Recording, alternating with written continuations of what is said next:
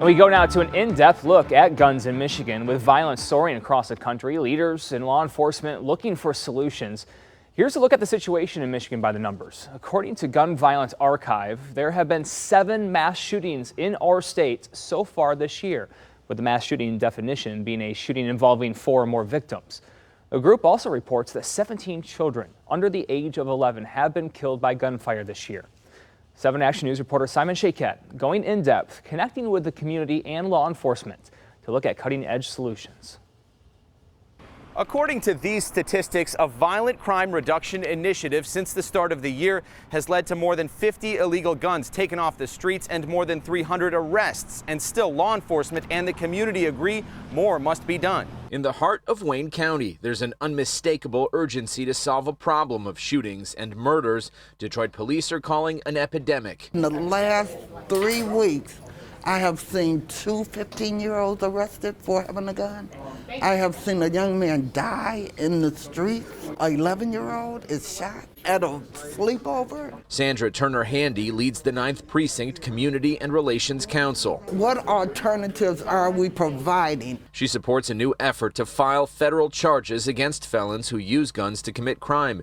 Wayne County Sheriff Raphael Washington has spent years fighting crime with Detroit police and adds prevention is badly needed in the form of stopping guns from falling into the wrong hands, along with mentoring our youth. How old were you, by the way, when you were mentored? I was about 10 years old. He's launched initiatives to do both while strategizing with sheriffs in Oakland and Macomb counties weekly. We're dealing with our young people in a way to let them know that they can be successful and creating a pathway for them to be so. Washington is now promoting an upcoming expungement fair to help former nonviolent offenders restart their lives and avoid turning back to guns and crime.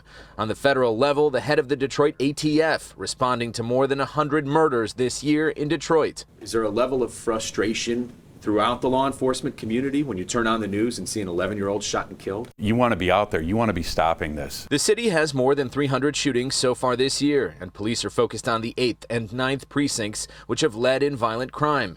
But guns coming to Michigan and mass shootings now have the ATF issuing this warning to keep guns secure, report anyone behaving in a threatening manner.